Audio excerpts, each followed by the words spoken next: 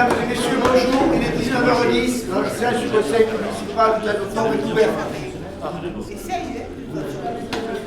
Avant de commencer, suite à la démission de Madame Victoria Howell, Mademoiselle Victoria Howell plutôt, nous accueillons aujourd'hui Eliane Luxmos qui la remplace, donc une nouvelle tête dans notre conseil municipal. Merci Eliane.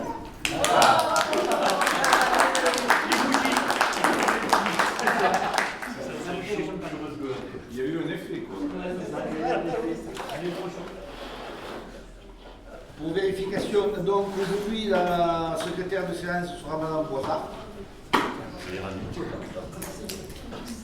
Et je vais procéder à l'appel pour vérification du quorum. Philippe Blanquet. Présent. Pamela Boisard. Denis Béziat. Nadia Estam. Présente. Sébastien Reiser. Présent. Dominique Garay. Présente.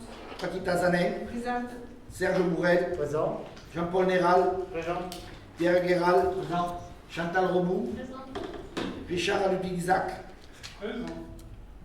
Jacques Nichemin. Sonia Gridel. Présente. Sonia Forêt. Gabriel Dinodo. Oui. Présente. Cantel Lopaf. Patrick Fexa. Annick Bex. Fabienne Barre. Julien Charluet. Eliane Luxmos. Somos. Pardon. Somos. Le quorum est assez. Hein? Oui, il faut l'intégrer. Donc je rappelle que la séance est enregistrée.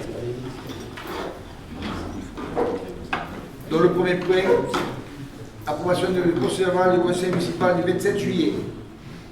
Y a-t-il des observations? Qui est contre?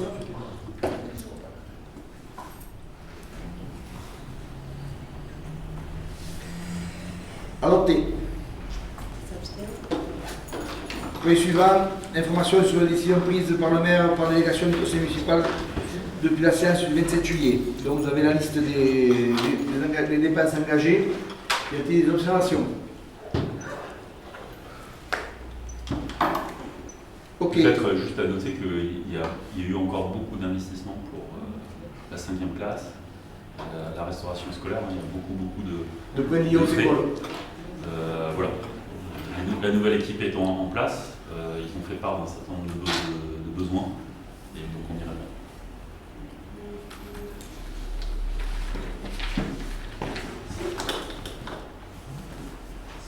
Oui, notamment à ce sujet, donc il y a une demande de subvention au conseil départemental de la Haute-Garonne pour l'achat de matériel informatique pour l'unité locale d'inclusion scolaire.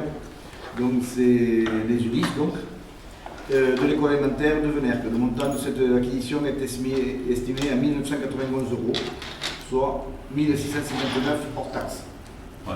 Ça pour le coup c'est un autre sujet, c'est que l'année dernière on avait lancé, vous vous souvenez, le plan numérique en fait, et on a proposé en fait des solutions pédagogiques pour l'école élémentaire, mais dans l'expression de besoin de l'ancienne directrice n'étaient pas intégrés les besoins de la classe Ulysse. Et donc cette année, en nouvelle année, la directrice est revenue vers nous en nous disant il nous manque du matériel pour la classe Ulysse, et donc du coup on a fait l'effort au niveau de la mairie de les doter.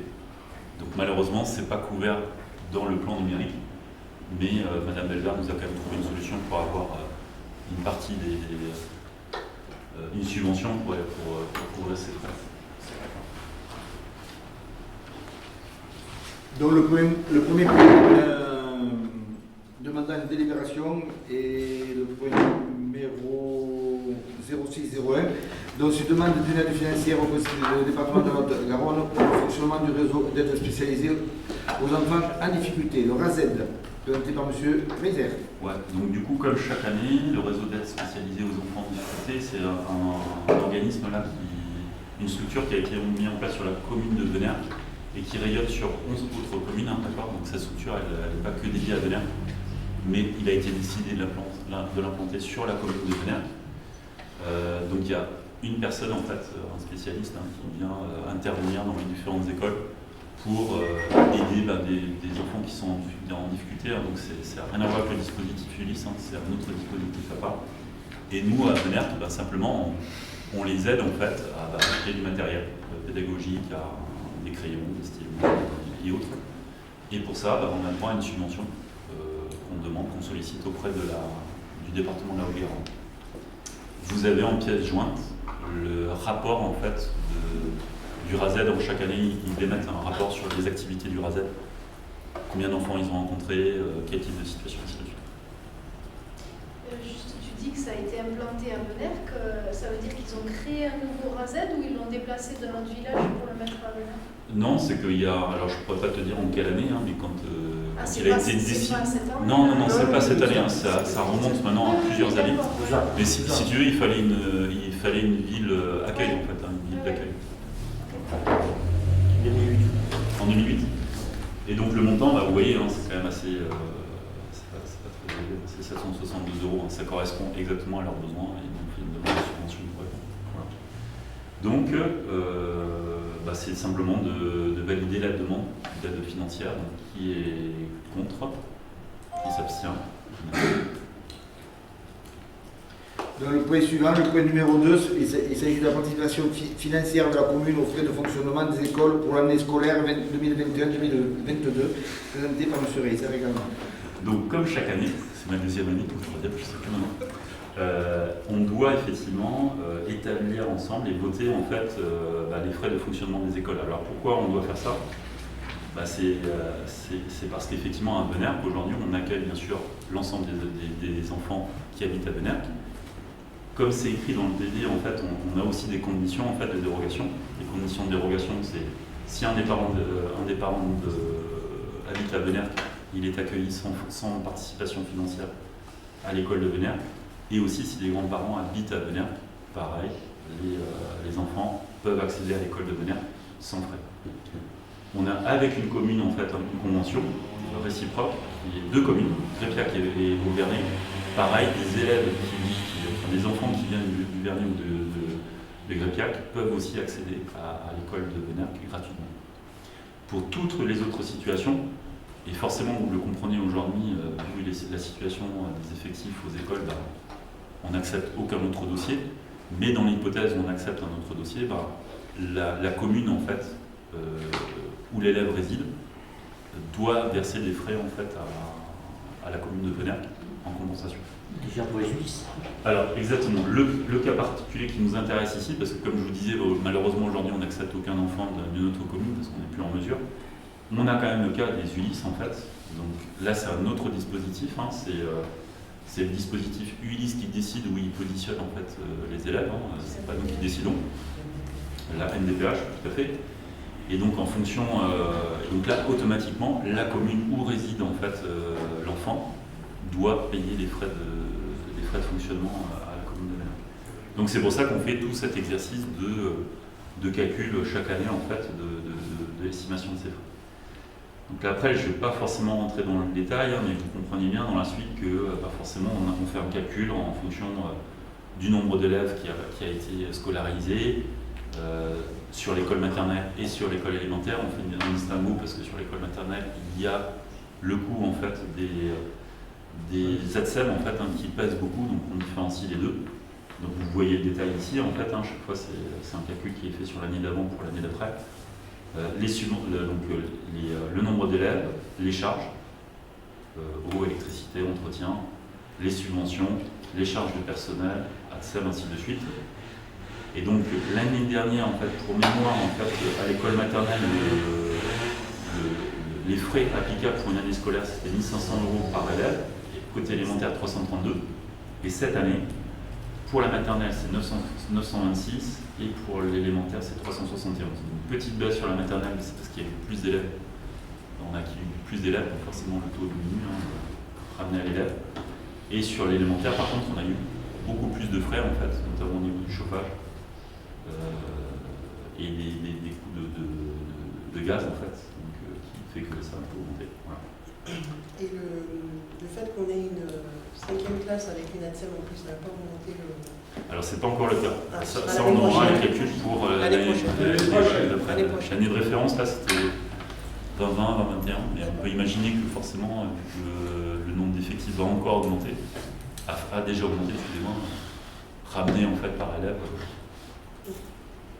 C'est un bon indicateur aussi sur notre gestion. En fait. Est-ce que vous avez des questions? Et bien du coup, si vous n'avez pas de questions, on peut passer au vote pour ces propositions de frais. Donc, qui est contre? Qui s'abstient? Adopté. Adopté.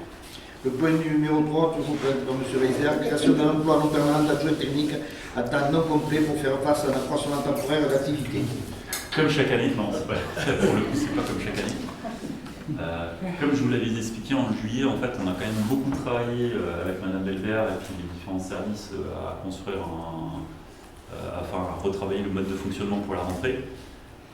Pour la restauration scolaire, je vous rappelle, il y a un certain nombre d'élèves maintenant de la maternelle qui vont aller manger en fait à Jean Jaurès, la cantine bio à Jean Jaurès. Il y a bien sûr la création de la 5e classe, il y a la restructuration de la LAE, parce qu'il a fallu aussi adapter en fait, les surfaces, et pareil, on a dû redéployer en fait, les surfaces pour la LAE.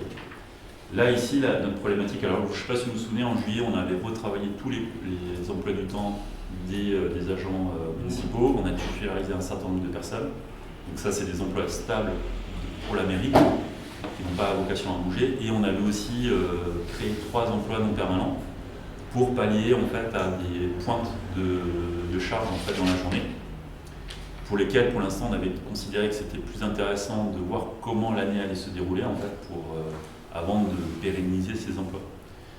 On est dans cette situation et en fait depuis la rentrée on se rend compte qu'il y a quand même beaucoup de modifications à apporter et que la charge de travail notamment à Jean Jaurès, la restauration de l'eau, elle est assez importante. Et donc du coup, les équipes de restauration nous ont sollicité pour nous dire voilà, on a des besoins et il nous faudrait une personne en plus pour travailler sur la période de midi à 15h pour gérer essentiellement toute la distribution sur la 2e salle. Donc là, cet emploi, il sert, notre proposition, c'est de créer donc, du coup, un 4e poste pour l'instant temporaire, non permanent, pour pallier à ce besoin. Donc ça va déjà nous permettre de répondre aux besoins dès la rentrée scolaire, en octobre, je veux dire en novembre. Et bien sûr, après, on va continuer à travailler sur tout le long de l'année avec M. Lebon sur c'est quoi le mode de fonctionnement nominal. Je pense qu'il y aura encore d'autres besoins derrière, mais là, on essaie déjà de pallier au plus dur. Voilà. Donc c'est un emploi à 15 heures par semaine? C'est ça. C'est à 15 heures par semaine et c'est pour vraiment répondre sur ce besoin temps midi 15h. Alors bien sûr, on a essayé de trouver des modes de fonctionnement avec d'autres personnels qu'on aurait pu allonger le temps horaire. La problématique là, c'est que le pic de charge, en fait, il est sur 12h, 15h. C'est là où on a besoin de... Et c'est la même problématique d'ailleurs des ALAE. Les ALAE, elles ont du mal aussi à trouver du personnel pour travailler dans les ALAE parce que c'est des horaires bien spécifiques et des besoins ponctuels dans la journée. Pourquoi je vois 11 heures hebdomadaires alors que tu me dis que c'est entre midi et 15 heures? Ouais. Donc ça fait 3 heures par 5 jours, ça fait 15 heures. Non, c'est lycée.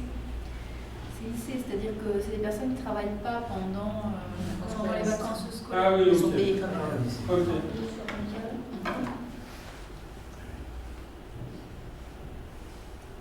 Il faut savoir qu'on avait déjà d'ailleurs, dès le début de l'année, pallié à un premier besoin, mais là pour le coup on avait pu faire appel à du personnel qui était déjà sur place, on avait déjà élargi les horaires.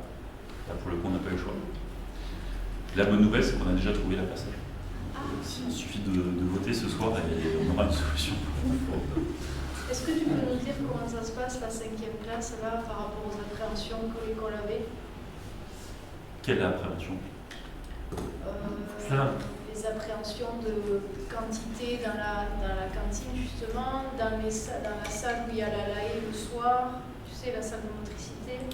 L'école disait l'année dernière, quand nous on y avait été pour inscrire notre petit, on avait eu vraiment un retour comme quoi il fallait surtout pas les inscrire à la LAE parce que ça allait être surchargé, etc. Alors, dans les faits, comment ça se passe? Alors dans les faits, et d'ailleurs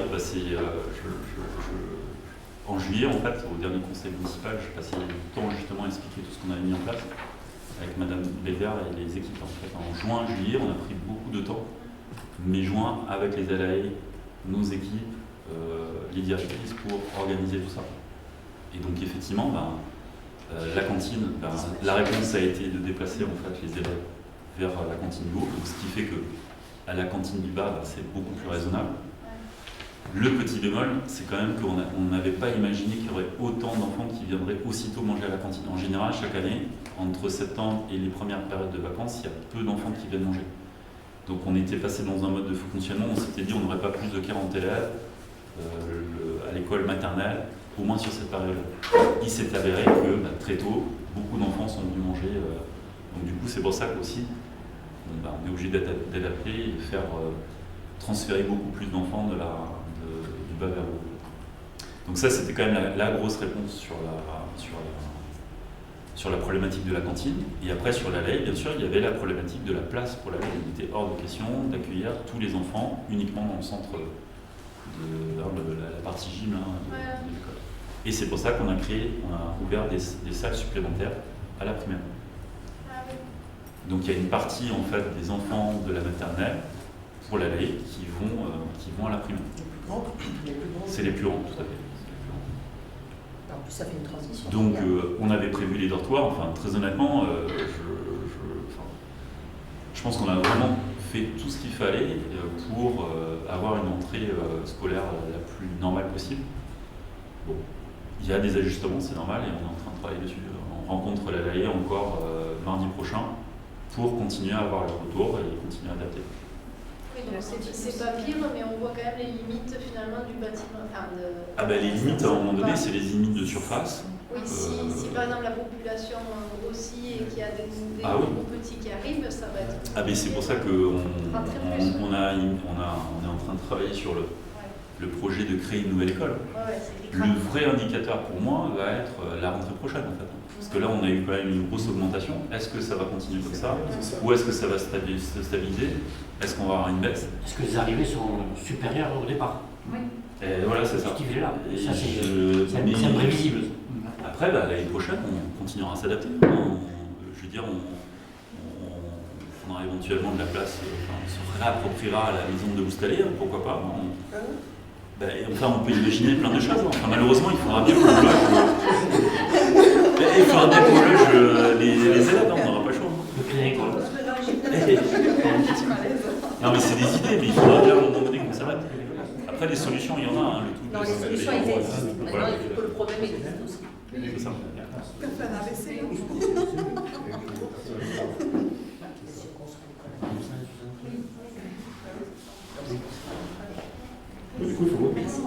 Et du coup, on vote. Donc, s'il n'y a pas d'autres questions par rapport à ce sujet, non, pas d'autres questions. Donc, qui est contre? Qui s'abstient? Merci. Donc le point suivant qui m'est proposé, donc il s'agit de la création de 5 emplois pour le besoin occasionnel pour le recensement de la population. Donc en début d'année prochaine, nous serons contraints de procéder au recensement de la population de la commune. Donc pour ce faire, l'INSEE verse une dotation de 5 000 euros, 5 054 plus précisément. Donc l'idée c'est de recruter 5 agents qui seront répartis sur 5 secteurs de la commune et qui se partageront donc la dotation. Donc ils auront chacun 1 000 euros pour faire cette mission, soit 895 euros net. Des questions? On passe au vote. Qui est contre? Qui s'abstient? Adopté. Le point suivant a trait à la gratification de stagiaires. Donc nous avons accueilli dans nos murs du 16 mai au 1er juillet 2022 le jeune Tom Gauthier. Gauthier étudiant en première année de BTS fluide, donc il a eu des missions liées à la démarche BIM de la construction de la salle socioculturelle. Donc comme nous le pratiquons juste depuis, comme la commune a toujours pratiqué, il est normal que tout travail mérite salaire. Donc en nous référant aux gratifications qui ont été pratiquées antérieurement, on propose de donner à ce jeune homme donc, la somme de 576 euros pour le travail qu'il a accompli. Des observations? On passe au vote. Qui est Il contre? a- Pardon? Ouais, une question, il a passé combien de temps? Du 16 mai au 1er juillet 2022. Moins de 2 mois. On peut lui donner un Alors, Beaucoup, hein. la loi dit, Ouais, mais... non, mais la loi dit que tant qu'on n'a pas fait 2 mois, on n'est pas obligé de les gratifier. Voilà. Je suis Et d'accord. voilà, donc nous, alors évidemment les BTS sont écrits pour qu'il n'y ait pas 2 mois. Voilà, parce qu'autrement ils ne trouveraient pas de stage. Parce que du coup, la plupart des entreprises ne veulent pas payer. Donc du coup, par habitude, la commune donne une gratification, on ne peut pas dire que ce soit un salaire, qui permet de mettre le beurre dans les épinards du jeune qui vient et qui s'investit dans la commune. Alors on leur dit toujours au départ qu'on ne leur donnera une gratification que si on est satisfait de leur travail, de leur investissement, c'est ce qui est pratiquement tout le temps le cas, les jeunes s'investissent et donc, mais on évalue quand même la qualité du travail qui a été fait avant de le gratifier. Après, c'est vrai que les montants ne sont pas élevés, mais la commune non plus, voilà, je veux dire, elle n'a pas des moyens, mais on tient au geste. Voilà. On passe au vote. Qui est contre? Qui s'abstient? Adopté.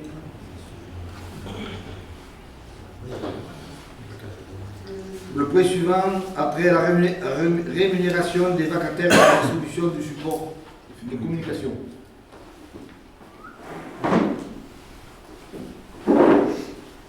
Donc tous les mois, pour la distribution de la lettre municipale, nous avons recours à une personne ou deux, suivant les besoins, les contraintes de chacun dans ce domaine-là. Donc jusqu'à maintenant, ils étaient rémunérés à hauteur de 75 €. Donc, Par jour. par journée de 75 travail. € par journée de travail. Vu le coût des carburants, le coût de la vie, etc., on propose d'augmenter cette rémunération de 5 €, donc de passer de 75 à 80 €. C'est surtout qu'on s'aligne par rapport à l'augmentation du SMIC aussi, non? Oui, C'est ça. Revaloriser. Oui, Vous voilà. n'aviez pas revalorisé la création, enfin l'autorisation qui a été donnée au maire de créer de recourir à des vacataires pour la distribution des supports de communication. Elle date de septembre 2020, donc ça fait 2 ans que le forfait de rémunération n'a pas été revalorisé. Donc compte tenu de la revalorisation du SMIC, ça paraissait juste de faire un effort. On passe au vote. Qui est contre? Qui s'abstient? Adopté. Le point suivant que va vous présenter M. Reiser après l'approbation du montant des charges supplétives à reverser à la CCBA au titre de l'année à reverser par la CCBA au titre de l'année 2021. Donc ça c'est un sujet que j'ai déjà évoqué plusieurs fois en conseil municipal, c'est ce qu'on appelle les charges supplétives. Donc la compétence en fait ALSH, petite enfance, enfance et jeunesse, c'est une compétence en fait de la communauté de communes.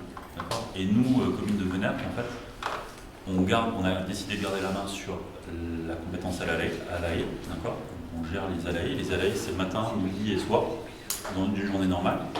Par contre, l'ALSH, donc l'accueil en fait loisir du mercredi après-midi et les vacances, ça c'est une compétence qui reste côté CCBA.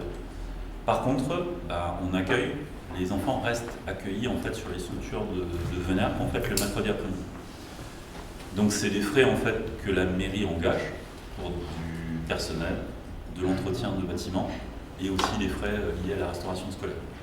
Donc on a convenu l'année dernière, on avait voté en commission, en conseil municipal en fait le barème d'indemnisation en fait en fonction du nombre d'heures pour les agents, les frais d'entretien ainsi de suite. Donc ça on l'avait déjà fait l'année dernière.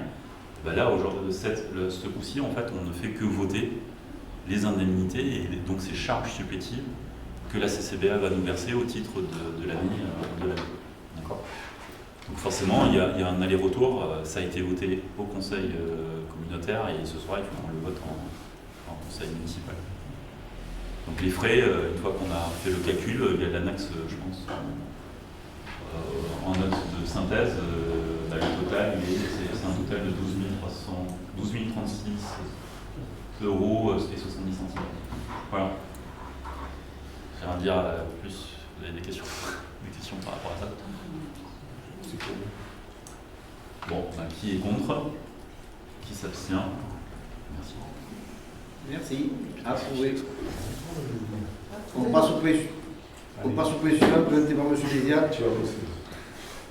Allez, Il s'agit de cession au Simon Sage des parcelles cadastrées H 841, 842, 843 pour situer un peu sur l'Intermarché. C'est le poste règlement qui a été étudié en coopération avec Nexity. Donc ça sert au lotissement, mais ça sert aussi pour les riverains nord de l'Ardenne. Donc c'est la phase 2 administrative, c'est-à-dire que nous on a récupéré les parcelles de Nexity, et là maintenant on les recède au Simon Sage. Voilà. Vous avez les numéros, ils se passent. Si vous voulez faire une visite. Non, mais toi, tu es GPS de Monac. Voilà. On est bien d'accord, mais elles sont où ces parcelles? Pour la gauche qui rentre dans le Nexity. Pour avec de la Rhône sous Intermarché. C'est la première page de grillage, c'est un poste relevant. Voilà. Il n'y a pas de quoi se perdre. Voilà. Donc, phase 2. Oui. Qui s'abstient? t'as d'autres questions, Richard? Non, mais... Qui vote Comment contre? t'expliques? Qui vote contre? Je vous remercie. Le point suivant, le numéro 9, présenté par M. Béziat, a trait à la validation et l'engagement de la participation financière de la commune pour la réalisation par le SDEC de la fourniture et la pose d'une horloge astronomique pour la coupure de l'éclairage du clocher. Alors, je ne me suis pas retrouvé les éléments administratifs, mais c'est pas grave, parce que je connais le sujet. J'avais annoncé la couleur au dernier conseil municipal, c'était l'église qui nous posait souci, on n'arrivait pas à gérer l'histoire. Donc ça va nous permettre de correspondre à l'éclairage à notre volonté. Voilà. Et à la réglementation. Ce qui n'était pas le cas, je suis content. Ça permet de pouvoir faire des coupures de l'église quand on veut, puisqu'elle est raccordée à quoi l'église? Et l'éclairage public, mais il n'y avait rien, quoi. Oui, Il n'y avait pas de poste de commande. Il n'y avait pas de poste de commande. Elle était à l'étage. Donc dans le cadre de la sobriété énergétique, Et surtout réglementaire. réglementaire, sobriété Oui, c'est énergétique. surtout là. Du coup, là, elle va être programmée. On a déjà, il va y avoir une programmation de base. Oui, mais là, ça ne se lit pas, quoi. Mais, Ouais, mais là, on est arrivé à l'éteindre. Je ne sais pas si vous en avez aperçu, mais on est arrivé à l'éteindre. Mais une fois qu'elle sera en place, la programmation sur ce type de monument, c'est quoi? Ce que tu veux. Ah, c'est pas encore fixé, donc on pourra fixer. C'est notre problème. Les monuments historiques, c'est pas réglementé. Les monuments historiques, c'est pas réglementé. Les On devait atteindre une arrivée. On n'arrive pas à atteindre. Ah oui, c'est Pas la commande. Ah ouais. Donc voilà, il reste à charge de 1 223 €. On peut passer au vote. Estimé. Qui s'abstient? Estimé, c'est ça? Oui, pour le moment, c'est estimé. C'est estimé? Parce que personnellement, ça me paraît un peu cher. Oui, pour moitié. Alors, un boîtier... il y a le réseau à refaire sur la hauteur. Ouais, mais même. C'est conséquent. Non, mais est-ce que c'est que, du coup, excusez-moi, enfin, c'est une très bonne remarque, parce que quand on a vu le SDEC il n'y a pas si longtemps que ça, Ouais. on nous avait parlé de 300 € l'horloge, alors hors taxe. Hein, c'était Oui, J'ai un lieu de place. Là, tu as tout le réseau à refaire. Il n'y a rien qui correspond à l'existant. Le boîtier pour le même, 300 €. La plage ne correspond pas. Mais tout le reste, l'alimentation, Tout est amour. Ouais, mais l'alimentation, elle est déjà présente. a priori, non, à refaire. À refaire, parce qu'elle est restée là-haut. Est-ce qu'on n'essaie pas de nous attaquer là? Alors, j'allais dire, vraiment le syndicat d'électricité. Non, mais disons que moi, si tu veux, ça me pose question sur les chiffres que le SDEC nous avait avancés quand on s'était. Ouais. Non, mais là, il y a des travaux, Il y a plus à faire. il y a des travaux qui sont différents parce que il y a de la hauteur, il y a des choses qui ont J'ai rien pas à le voir. détail technique, je le saurai la semaine prochaine. Puis c'est vieux aussi. Donc voilà, c'est la hauteur. Pose un coffret. Il y a déjà un coffret qui est. Tu vois, il n'y a même pas le coffret là. Ah, il crée en fait un. Ah oui, il crée un poste pour séparer. Ah, mais Pour voilà, ça, non, ça c'est n'a pas rien à pareil. voir. Excusez-moi, C'est pour ça que je te dis, ça n'a rien à voir. C'est le coffret dedans. Ah, tout à fait. Non, C'est indiqué dans la note, fourniture et pose un coffret classe 2. Voilà, donc c'est un vrai poste de commande qui est créé. Qui est Et donc, créé. effectivement, ça n'a rien à voir avec ce qu'on avait discuté de mettre en place. Toi, ton horloge, c'est à l'intérieur. Exactement, le poste existe déjà. déjà et c'est d'exciter Et vous faites les cela, postes restants en fait. Plus la ligne. Tout le monde a voté pour. Oui, c'est bon. Oui, oui. Allez, on est d'accord. De toute façon, on On n'a pas voté là. Tu fais voter? Si, ça a été voté. C'était Moi, j'ai pas. Ah bon? Moi, j'ai pas Bon, voté. Moi non plus, je n'ai pas entendu. Mais... Allez, on recommence alors. Vas-y. On commence. Qui s'abstient? Qui est contre? Adopté. Ouais, comme ça, tout le monde a entendu. C'est ça. Du coup, si peut-être, est-ce que je peux juste parler de l'initiative en fait sur les conditions de déclarage? On le fait à la fin ou on a une démarche en cours? On le fait à la fin. On le fait à la fin. Le point suivant, donc, nous sommes sur le point numéro 10. Monsieur Béziat va nous parler du rapport annuel sur les prix et la qualité du service public d'assainissement en 2021 du SIDOM Sage. On vote? Parce qu'on avait de la lecture. C'est de la présentation. C'est ça. Il n'y a pas de. Non, il n'y a pas de. C'est pas un acte du rapport. Donc vous le lisez. Oui, Comme ça. Pas de souci. Comme ça. Si, le souci va être certainement l'année prochaine, parce qu'avec l'augmentation des énergies, voilà, Et les puis, chiffres, on va c'est faire le- une équipe, hein, la prochaine le fois. rapport? En 1 minute, 2 secondes quand même, parce que c'est la gestion des eaux usées sur l'année, sur l'exercice. Toutes les charges. Donc l'augmentation, elle est sur le traitement alors? Oui, Parce que je vois pas autrement où est l'énergie. C'est sur le Oui, traitement. oui, on D'accord. est sur le traitement. Voilà. On va avoir lu le rapport sage en entier. Et les postes réellement. C'est compliqué quand même, hein. Il y a des postes réellement. Il y en a un qui l'a fait. Et je te confirme, Nadia, c'est bien sur le Oui, traitement. non, mais c'était logique. C'était logique. il y a un rapport qui est lié et il y a des faits significatifs ou remarquables. J'ai mémorisé. Catastrophe. Est-ce qu'on peut poser des questions? Je ne suis pas sûr que j'ai répondu. Est-ce que, Monsieur Béziat, vous savez où en est l'évolution du dossier sur l'avenue Mont-Saint-Charles et son assainissement? Alors, je dirais que c'est hors sujet. Mais là, on va pas se coucher de bonheur, sinon. Dans la programmation, comme on avait discuté avec la direction, c'était 2025 en exécution. Le temps de voir pousser les arbres. Non, mais en exécution, c'est C'était, alors, ce qui va peut-être faire bouger la ligne ou pas, c'est le projet des 6 maisons qui n'est pas encore en exécution. Ou peut-être qu'on a dit qu'on accélérerait. Voilà, Et... mais bon. Moi, la dernière nouvelle, c'était ça. Voilà. Ok, Au départ, on m'avait annoncé 2025. Donc, Et 2027, j'avais dit que ce n'était pas une date qu'on avait validée nous. Donc, ils ont rectifié.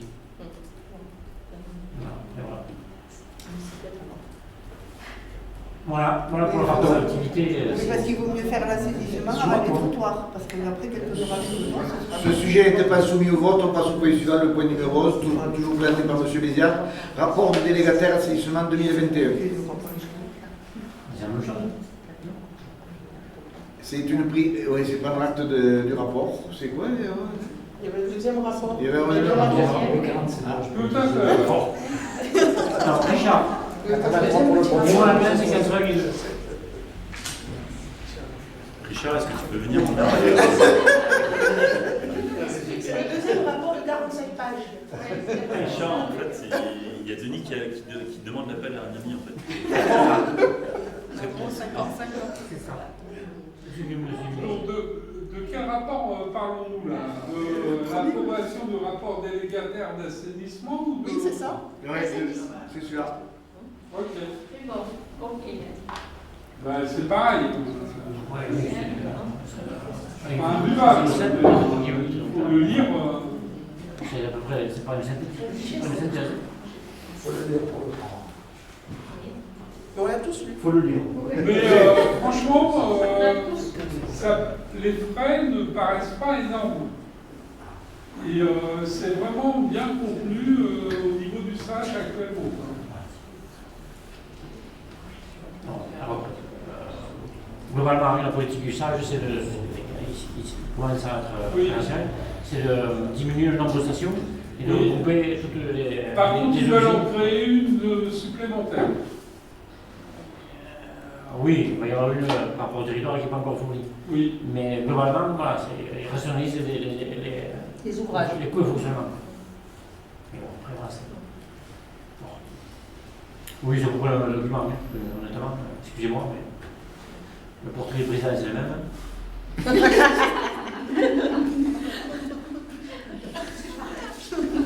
Mais oui. Merci. Non, mais moi, j'ai plus de morphine, de toute façon. Et c'est vrai que mes capacités de lecture sont un peu diminuées, honnêtement. Donc, Il vous faut comprenez quand même pas. retenir qu'il traite plus de 6 milliards, pratiquement 6 milliards de litres d'eau traités par an. Quoi. C'est énorme. Quoi. Et avec quand même un gros souci de parasites. Oui. Ouais, On exactement. se plaignait, nous, souvenir qu'à l'époque, on est pas mal. Parce que maintenant que je connais les chiffres là-bas, ils sont sur la C'est ce que j'ai dit. C'est un phénomène récurrent qui est. C'est le ruissellement qui en réalité vient éclaircir, on va dire, l'eau polluée et qui du coup qui augmente la parasite le traitement de l'eau. Puisqu'il augmente.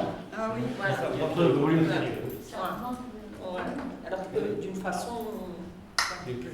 Par contre, la politique du sage est quand même assez efficace, puisqu'ils sont arrivés à convaincre l'agence de l'eau Garonne. Et donc l'agence de l'eau Garonne subventionne des recherches autant en eau pluviale routière qu'en eau usée. Donc on a quand même 15% de subvention sur toutes les recherches de parasites, quel que soit le réseau. Donc ça, c'est pas négligeable. Voilà. Donc, ce point étant pas soumis au vote, on passe au point suivant, le point numéro 12, qui ressemble au précédent un petit peu, puisqu'il s'agit de prendre acte. Il s'agit du. Il s'agit de prendre acte du rapport d'activité de Sylvain Sage pour l'année 2021. Voilà. Donc, ces traitements liés, C'est en live. y a-t-il des commentaires? On poursuit. Toujours dans les rapports d'activité et communication au conseil municipal, il s'agit du rapport d'activité 2021 pour ce qui concerne le SDEC, je vous invite par monsieur Deserre. Alors là, il y a un rapport simplifié. Alors, rien que le rapport simplifié, les deux bio. Bon. C'est désolé. Non mais sans Ça rentre dedans. Oui. l'augmentation d'énergie qui est le sujet, le reste... Non, rien. C'est sûr. Grosso modo, 2021 étant la première année pleine d'activité du SDEC avec la nouvelle gouvernance. Donc il y a des orientations qui ont été prises et donc qui ont commencé à voir le jour en 2022 en termes de résultats. Mais c'est vrai qu'il y a des réorientations par force et notamment la problématique du vieillissement du caractère pour rattraper un peu les retards, notamment par rapport à l'obligation de supprimer les boules. Le rayonnement vers le haut. Alors, Peut-être. modestement, je siffle, j'en parle à ceux qui m'interrogent. La commune de Nerck n'a plus depuis 5 ans aucune boule sur la commune. Parce qu'on a fait une politique de changement Depuis en 95, priorité de toutes les boules pour pas rayonner vers le haut. Voilà. Et quand je vois le On a bilan entamé de la depuis commune, longtemps. je ne sais pas si. Voilà. J'arrêterai à mon commentaire. Voilà. Non, mais c'est seulement de quoi. De quoi? Ils ont un parc de boules conséquent. Ou sur l'ensemble du territoire du SDEC. Ah oui, oui. Non, mais parce que au dehors du fait que ça ne soit pas du tout efficace, puisque ça éclaire des choses qu'on n'a pas besoin d'éclairer, surtout que ça crée de la pollution lumineuse. Je veux dire par là que ça éclaire le ciel et donc ça empêche. Donc l'idée maintenant c'est de plaquer l'éclairage bien au sol pour que déjà ça soit plus efficace, qu'on consomme moins d'énergie, mais surtout qu'on pollue moins. C'est ce qu'on appelle la trame. Voilà. Grosso modo, vous n'avez aucune exigence par rapport aux aménageurs. Nous, c'est ça, depuis 1995, on met des aménagements. Pourquoi? Parce qu'on impose. On impose tous les niveaux d'éclairage les plus performants possibles pour que ça soit dans la zone. Là, ils se retrouvent. Français. Et le STEM est dans le cahier des charges. Voilà. Et donc là, le SDEC a mis une politique de remise en place à maîtriser des lampes les plus vétustes. Alors, en ayant une politique en réalité de massification, ça veut dire qu'au lieu de travailler par commune, elle fait des sortes d'appels d'offres par plusieurs communes pour gagner en prix et pouvoir être plus compétitif. Plus efficient. Plus efficient. Voilà. Donc, s'agissant de communication, ce sujet n'est pas soumis au vote. Donc, on passe au dernier point, le point numéro 14, présenté par M. Blanquet, concernant le réglementaire, le conseil consultatif de Venerc. Voilà, donc là aussi, ce n'est pas quelque chose qui appelle à un vote, c'est juste une présentation au conseil municipal de la charte et du règlement intérieur mis en place par le conseil consultatif. Donc, je vous rappelle le conseil consultatif qu'on a mis en place fin mai, 27 mai 2021. Donc à ce moment-là, lorsque le conseil consultatif s'est réellement mis en place, dans le mois qui a suivi, donc une assemblée de 38 personnes au départ, il y a eu deux volontés à l'intérieur de l'assemblée. La première volonté, c'était de travailler très rapidement, parce qu'évidemment, vous comprenez bien que les gens qui étaient là et qui sont là sont motivés, hein, c'est des appels à candidature, etc.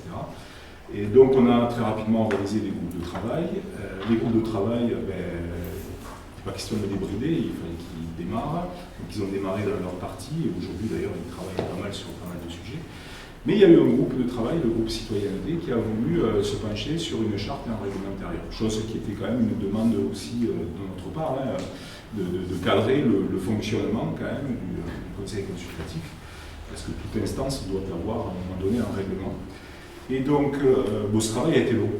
Ça a mis à peu près 1 an pour se constituer, parce qu'il y a eu beaucoup de discussions, d'échanges à l'intérieur même du CCV, et puis aussi avec nous les élus. Hein, on a eu notamment au bout du bout, un peu avant l'été, une présentation de cette charte et du règlement intérieur. Donc il y a 2 éléments, hein. La charte c'est les grands principes, et le règlement intérieur c'est vraiment l'organisation et le fonctionnement du conseil consultatif. Donc, il y a eu une présentation faite en bureau par une des 2 coprésidente, par Gabrielle. Voilà, le bureau a effectivement apporté des compliments. Et puis la charte est repartie vers le conseil consultatif et le règlement intérieur. Et ça a été voté en séance plénière, en assemblée générale du conseil consultatif, début septembre, 8 septembre, je crois. Voilà, donc après, bien entendu, il avait toujours été convenu qu'une fois que la charte serait définitive, validée, etc., elle serait présentée à l'ensemble du conseil municipal, ce qui est fait aujourd'hui. Donc la charte, moi ce que je peux dire très succinctement, hein, c'est qu'elle borde le fonctionnement, elle rappelle les grands principes au niveau de la charte, et notamment elle rappelle, on va dire, 2 principes essentiels, et j'ai envie de vous lire les éléments de l'article 4 de la charte, justement. Je prends ça ici, si ça marche. Voilà. Mission et organisation. Voilà, alors l'article 4 c'est mission et organisation, donc je lirai 2 passages. Le CCV pourra répondre aux sollicitations du conseil municipal et ou être force de proposition dans le respect de la réglementation dédiée. Donc ça c'était vraiment le principe qu'on avait initié sur le vote dans la mise en place du CCV. Hein. Le côté on va leur donner à réfléchir des éléments qui sont importants pour nous.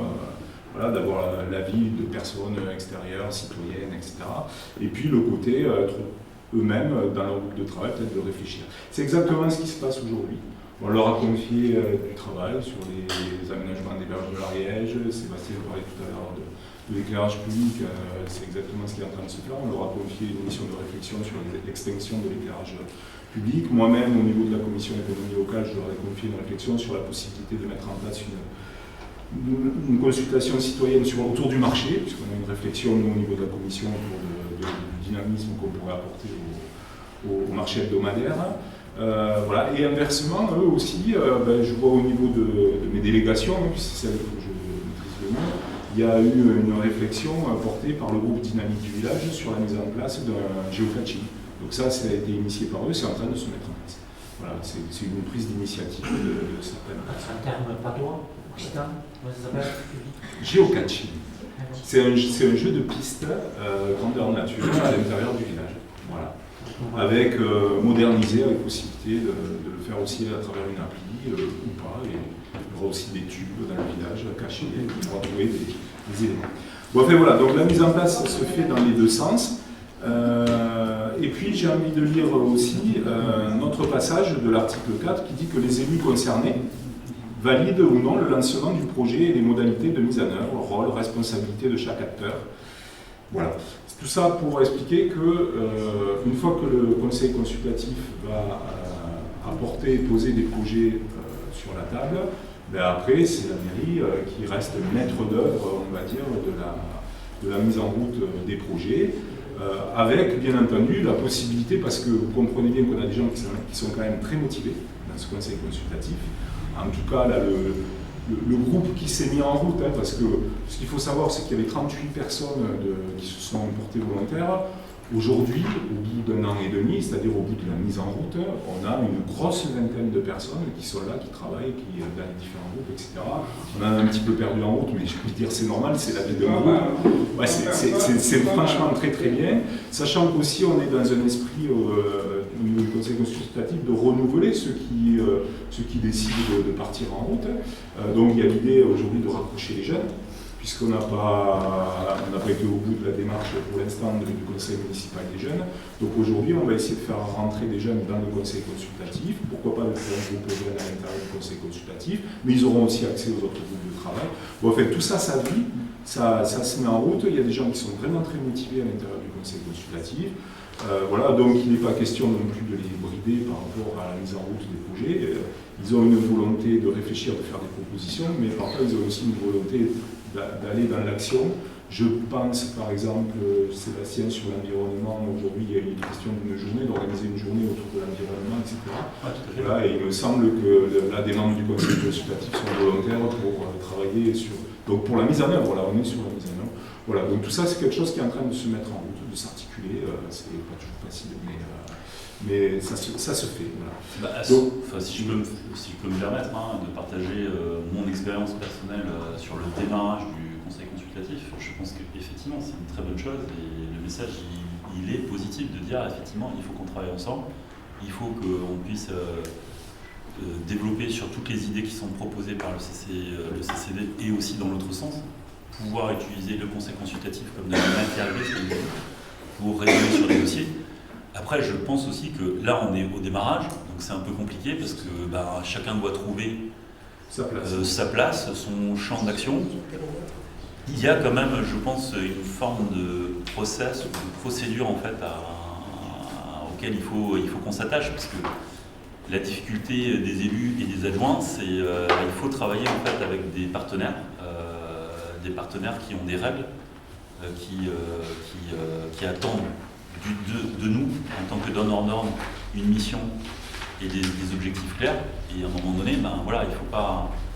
C'est important à un moment donné de valider la démarche. Exactement. La charte, elle est là pour ça. Donc, justement. à nous simplement de trouver les bons moments de synchronisation pour se dire, ok, là, on est dans la réflexion, et maintenant, on peut rentrer dans l'action. Alors déjà, on est dans la réflexion, on valide ensemble ou pas le lancement d'un projet, et on décide dans la foulée du mode opératoire, du mode d'exécution. Sachant que c'est forcément la mairie et les élus et les adjoints, et le maire bien sûr, qui ont le pouvoir d'exécution. Et les tâches administratives et la complexité administrative pour déployer tous ces projets, elle existe et il faut la considérer. Donc voilà. Et ça ne veut pas dire qu'à un moment donné, on ne peut pas aussi proposer au conseil consultatif de prendre des actions et de réaliser une partie de l'exécution. C'est la teneur de l'article 4 et le paragraphe que je viens de lire. Donc je veux dire, cette charte et ce règlement intérieur, justement, il borne bien les choses et il laisse justement toutes les possibilités entre la réflexion et l'action. La deuxième partie du conseil du document, c'est le règlement intérieur. Alors le règlement intérieur, là, il est aussi intéressant de voir comment la proposition d'organisation a été faite, parce que je trouve que c'est une proposition quand même qui est mesurée, qui réfléchit, c'est pour ça que ça a pris aussi du temps à la mise en œuvre. Voilà, il y a plusieurs instances dans le conseil consultatif. Il y a bien sûr une assemblée générale, l'assemblée plénière, qui va valider les projets, les propositions de projets par l'ensemble des membres, puisque c'est quand même un partage qui est fait, même si les groupes travaillent sur des sujets, après ils les présentent à l'ensemble. Et il y a aussi une cellule de coordination. Et cette cellule de coordination, elle est quand même relativement intéressante parce qu'elle a pour objectif de coordonner les différents groupes qui vont travailler un petit peu en liberté. C'est expliqué dans l'organisation des groupes. On laisse une liberté de travail, de réflexion, d'organisation dans la réflexion aux différents groupes. Et derrière, il y a une cellule de coordination avec des rapporteurs de projets qui vont pouvoir s'échanger les infos parce que parfois il y aura des éléments transverses, etc. Alors cette cellule de coordination, dans les faits, elle ne s'est pas vraiment mise en place. Mais en fait, elle s'est mise en place quand même, mais d'une façon un peu non formalisée. C'est-à-dire, au lieu de faire un groupe qui se réunit régulièrement avec les porteurs de projets, Il y a un drive qui a été mis en place au sein du conseil consultatif, un drive qui est accessible à l'ensemble des membres du conseil consultatif, dans lesquels les porteurs de projets alimentent régulièrement, au fur et à mesure des réunions et des réflexions, ils alimentent ce drive. Du coup, il y a une notion de partage qui se fait et d'échange qui peut se produire derrière. Et dernier organe du conseil consultatif, c'est le bureau, qui est ni plus ni moins que la cellule de coordination, représentée en fait par les porteurs de projets, qui a pour objectif de faire des points projets, en quelque sorte. Et dans le bureau, on retrouve nos deux chères coprésidentes, Gabrielle et Sonia, qui sont là justement pour faire le lien. Et le bureau est justement l'organe qui va permettre de faire le lien entre les élus et les membres citoyens du conseil consultatif, qui eux ont leur autonomie citoyenne. Et dans le bureau, il y a les rapporteurs de projets qui sont censés être là, avec les présidentes, et du coup ça permet de faire un point avec les présidentes qui nous représentent, et du coup de faire le lien, et elles reviennent vers nous lorsqu'il est nécessaire de revenir vers nous. Est-ce que vous avez des questions par rapport à cette organisation? Oui, j'en ai une. Où c'est qu'on peut lire la charte? Dans les documents qui t'ont été envoyés, mon cher ami, pour la préparation du conseil. T'as lu les rapports du SDEG et t'as pas lu la charte du conseil consultatif? Elle est dans tes mails, et tu peux la... elle est dans tes mails. Donc je t'invite... J'ai 13 annexes, envoyés par ma belle-mère. Mon cher Richard, je t'invite à l'imprimer ou à pas l'imprimer, mais en tout cas tu peux l'afficher sur la porte de tes toilettes. Tu as les clés USB? Tu as les clés USB? Non, mais là, il n'a pas mail. Richard, si tu veux nous la lire, Oui, c'est ça, c'est pas... Richard, si tu veux nous la lire, tu peux y aller.